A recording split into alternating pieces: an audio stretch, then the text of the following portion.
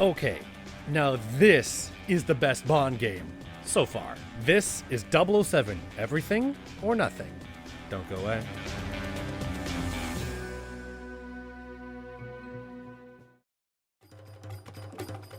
So with 007 First Light just around the corner now, we're under a month till release date. I have it pre-ordered. My journey through playing as many Bond games as I can leading up to that, every Bond game has gotten incrementally better. And I gotta say, Everything or Nothing here truly is the best, most fun experience I've had up to this point.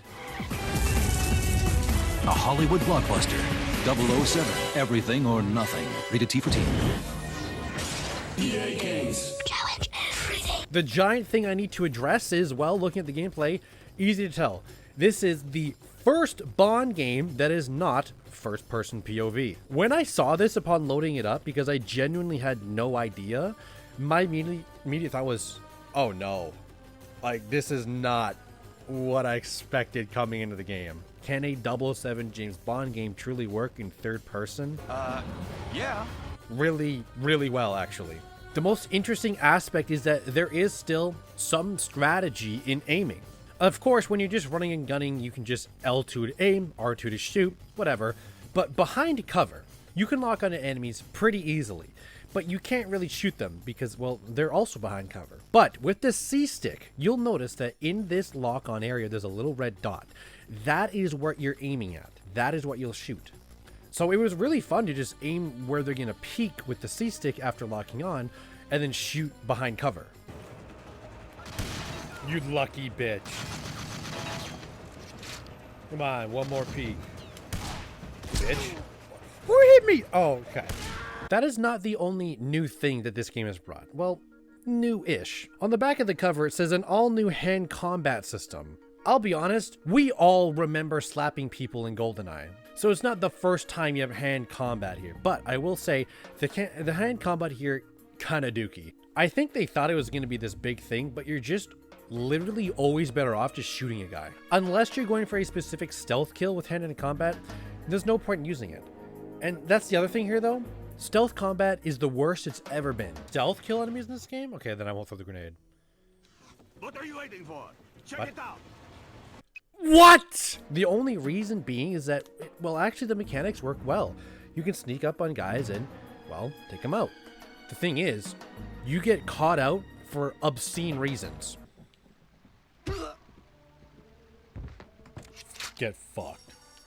How did the alarms go off? The underlying issue to this is AI. No matter what I did, somehow the enemies knew exactly where I was at, like 24/7. Like behind cover. It's kind of like line of sight doesn't really matter in this game, because when you're behind cover, like guys are just shooting the wall because they know that's exactly where you are. So I think that's why stealth doesn't really work, because as soon as you kill a guy, like combat gets turned on here and it's like they know where you are. But really, in the long run, that really doesn't matter. All that matters is that the normal level-to-level gunplay is satisfying, and it is. There's also a roll button. I will mention that. There's no jump button, though. I think third-person GameCube games, I'm just so used to having a jump button.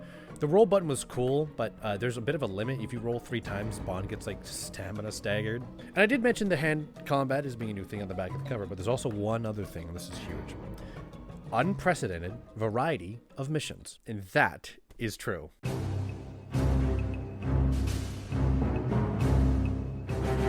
Never in my life have I played so many different types of missions in a Bond game, and that is this game's superpower. Unlike in previous games where the missions where you're not shooting guys, like in Nightfire, they were ass.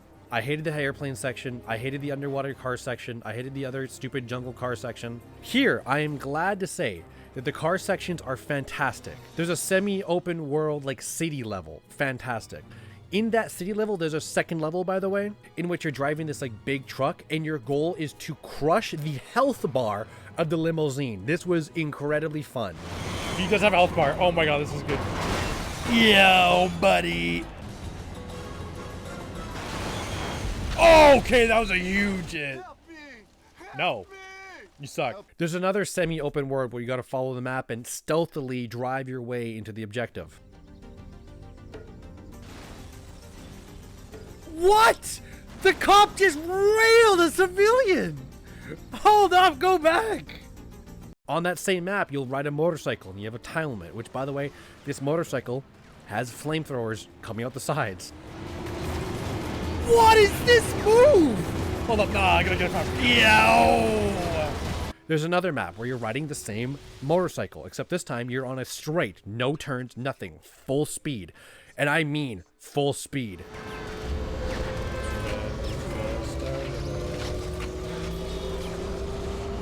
I am going so incredibly fast. There's another mission where you have to literally win a race. Yo, can fucking Yellow get off my ass? Yo! Yes, the mission variety here is abundant. I think there's actually like 27 missions as a whole, which this is the longest Bond game I've played by about an hour and a half, 2 hours. But the mission variety here just, I mean, impressive. This is the thing that sets it apart, in my opinion, because the boots on the ground gunplay, fantastic, and everything else, the vehicle missions, fantastic. Presentation. We've already talked about the big thing, the entire camera change. That really is a huge thing. But also, Pierce Brosnan is back. He's on the cover. And he also voices Bond in this one. It's really good. Not only that, big names like Heidi Klum and William Dafoe play the villain. As far as I can tell online, there was no movie this was based off of. This is straight, literally, they got William Dafoe for the game. Then we unleash our little nanobots on the world. Launch the second wave! Level design looks awesome. Tons of variety here. The only thing I don't like is that while running and gunning is good, the point and aim system for third person goes off of Bond's POV. Like if your camera sees a guy and you go to lock onto him, but Bond is like looking to the left or right, you can't lock onto him. And while in the last game, the snipers were the best they've ever felt, in this game, they're the worst they've ever felt. Yes, even worse than Nintendo 64, for one reason. It's like a 25-day business limit to pull the sniper out, aim, and then shoot. See, I want to snipe that guy back there, but it's like a 30-day business limit to fucking snipe him. Like, watch. I'm going to go to snipe this guy, and I'm going to get shot from somewhere else by the time this guy spawns in. And there he goes. Overall impact, my overall opinion on Everything or Nothing 007 is that basically this is no surprise. Most Bond games are generally of the same thing. Other than the third-person POV, there's nothing hugely or majorly changed here. It's more of a fine-tuned version of all previous Bond games. Of course, in previous Bond games, specifically about what I'm going to talk about here, the end level, I've said this. Worst ending level ever in any game I've ever played ever. Somehow, again, the final boss in a Bond game is garbage, continuing the string of horrible final levels in 007 games. It's safe to say here, 007 Everything or Nothing has a okay final level. Finally. You might be wondering, wow, why didn't you talk about the story? You have William Dafoe, Heidi Klum, Pierce Brosnan. It's this super typical Bond thing. Technological product that can destroy the world gets in the hands of the villain. Bond has to stop them. Each guy has a hot girl on both sides, with one of them being the femme fatale traitor, and that is the story for every Bond. So, did you get all that? I will say, though, the boss fights in this game are awesome because Jaws is here and he somehow just keeps coming back to life for new boss fights. You fight this guy 3 different times, and it's not repeating boss fights either. It's all new boss fights. These are really fun. Fucking Jaws again? And he's got a flamethrower.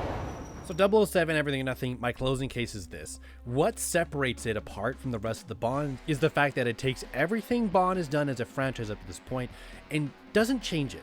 Doesn't really do much other than change the camera angle and just tweak a couple things. And as I always say on my channel, the best way to tell which game is the best is line them all up and pick. If you had to play one tonight, gun to your head, what would you pick?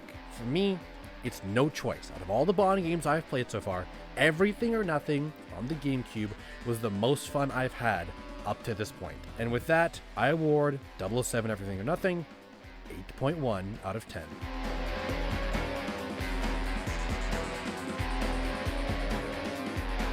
So that's it. Everything or Nothing is done, and the time crunch has honestly started.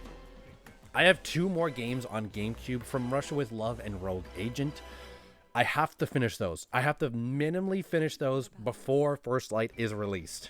From the time of recording this, First Light is out in like 25, 26, 27 days, something like that. So it should be doable. But for now, I'm your host, Beneath the Mask. I hope you enjoy this review. Peace out. Don't get me, Jaws.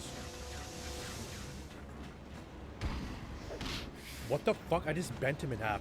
Ah! I know you're here to find out the Easter egg soundtrack that I put in at the end of every video, but did you know that I have a Buy Me a Coffee page? A page where you can donate to your favorite YouTube creator. Half of the money that's donated to that page is personally donated back to Child's Play Charity, a charity that's dedicated to supplying games and technology to children in hospitals around the world. So that's that.